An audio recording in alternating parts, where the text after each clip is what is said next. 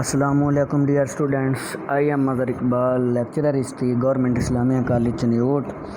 امید کرتا ہوں کہ آپ خیریت سے ہوں گے۔ ڈیئر اسٹوڈنٹس، آج کا جو ہمارا لیکچر ہے وہ جو ہمارے سیکنڈ ایئر کے طالب علم ہیں تاریخ اسلام کے، ان کے لیے ہے۔ اور آج ہم جس ٹاپک کو ڈسکس کریں گے وہ یہ ہے کہ عباسی طریق میں ابو مسلم خراسانی کا کیا کردار تھا۔ آج ہم نے طریق عباسی میں ابو مسلم خراسانی کے کردار پر جو ہے وہ مختصراً جو روشنی ڈالنی ہے۔ ابو مسلم خراسانی طریق عباسیہ کا روح رواں اور داعی اعظم تھا۔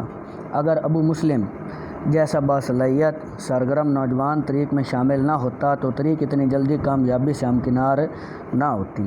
طریق کو پروان چڑھانے میں ابو مسلم خراسانی کا سب سے زیادہ ہاتھ تھا۔ ابو مسلم خراسانی کی ابتدائی زندگی کے بارے میں تھوڑا سا ڈسکس کر لیتے ہیں۔ ابو مسلم خراسانی کا اصل نام عبد الرحمن بن مسلم تھا۔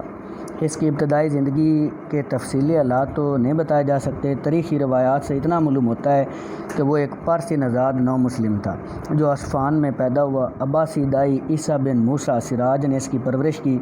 ابھی عنوان شباب بھی تھا کہ امام محمد علی عباسی سے تعلق اس کا قائم ہو گیا۔ تعلق بھی اتنا گہرا ہو گیا کہ وہ ان کا معتمد یعنی بااعتماد اور ٹرسٹی ایک طرح سے بن گیا، اور ان کے خفیہ پیغامات اور پوشیدہ خطوط جو وہ دائیوں کے نام لکھتے یہی ان تک پہنچاتے تھے۔ داعی اعظم امام محمد بن علی 126 ہجری میں جب انتقال کر گئے، ان کے فرزند ابراہیم عباسی ان کے جانشین بنے۔ ابو مسلم کی عزت و توقیر میں اور اضافہ ہو گیا۔ انہوں نے اسے عراق خراسان کا داعی اعظم مقرر کر دیا۔ جب اسے یہ منصب سونپا گیا تو اس وقت اس کی عمر تقریباً 19 سال تھی۔ اتنی چھوٹی عمر میں اتنا بڑا اعزاز بڑے فخر کی بات تھی۔ اس نے اس منصب کی ذمہ داریوں کو باحسن اور بخوبی انجام دیا۔ اس کے بعد جو ہمارا نیکسٹ پوائنٹ ہے وہ علم بردار ذل۔ ابو مسلم نے خراسان میں جا کر تحریکی سرگرمیاں تیز کر دیں۔ چند ہی دنوں میں اس نے بہت سے خراسانیوں کو اپنا ہمنوا یعنی ساتھی بنا لیا، جن کی کوششوں سے طریق عباسیہ کی دعوت خراسان کے گھر گھر پہنچ گئی۔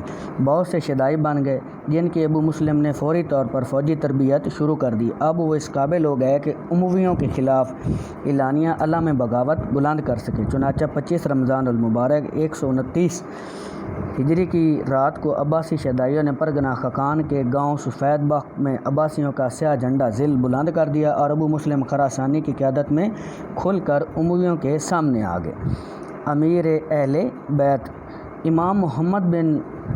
امام ابراہیم بن محمد کو جب اس کا علم ہوا تو وہ ابو مسلم خراسانی کی اس جرأت مندانہ اقدام سے بہت خوش ہوئے، اسے شاباش دی اور امیر اہل بیت رسول اللہ صلی اللہ علیہ وسلم کا لقب عطا کیا۔ مزید پیش قدمی کے لیے ہدایات جاری کی جن کی روشنی میں ابو مسلم نے تاریخی سرگرمیاں اور جو ہے وہ تیز کر دیں۔ خراسان پر قبضہ۔ خراسان میں اس وقت اموی گورنر نصر بن سیار تھا جو اعلیٰ درجے کا منتظم اور جنگجو سپاہی تھا،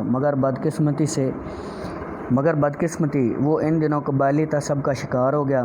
عرب قبائل مصری اور یمنی آپس میں برسر پیکار تھے۔ نصر کا تعلق مصری قبائل سے تھا، یمنی اس کے خلاف تھے۔ ابو مسلم خراسانی نے موقع سے فائدہ اٹھاتے ہوئے نصر کے خلاف برسر پیکار یمنیوں کا ساتھ دیا اور عربوں کے باہمی اختلاف کو خوب ہوا دی، جس میں اسے خاطر خواہ کامیابی ہوئی۔ اس طرح سے اس نے نصر کو شکست دے کر خراسان پر قبضہ کر لیا۔ عراق کی فتح۔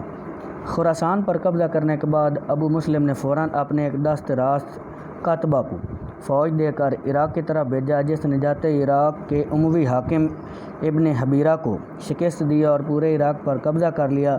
انہی دنوں خلیفہ مروان نے امام ابراہیم کو گرفتار کر کے قتل کرا دیا۔ جو ہی ابو مسلم کو اس کا پتہ چلا، کوفہ جا کر ان کے بھائی ابو العباس کی بیعت کر لی اور ان کی خلافت کا اعلان کر دیا۔ زیارت کعبہ۔ 126 ہجری میں ابو مسلم خلیفہ ابو العباس کے بھائی ابو جعفر منصور کی امارت میں حج کے لیے گیا۔ دوران حج ابو مسلم نے فیاضی کا مظاہرہ کیا، خوب دولت لٹائی، جس کی وجہ سے اس کی خوب آؤ بھگت ہوئی۔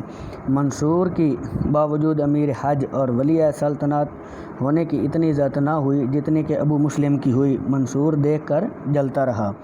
اس کے بعد جو ٹریجڈی ہوئی، جو ابو مسلم خراسانی کا قتل ہے، وہ بہت دردناک سٹوری ہے اس کی، لیکن ان شارٹ ہم ڈسکس کر لیتے ہیں۔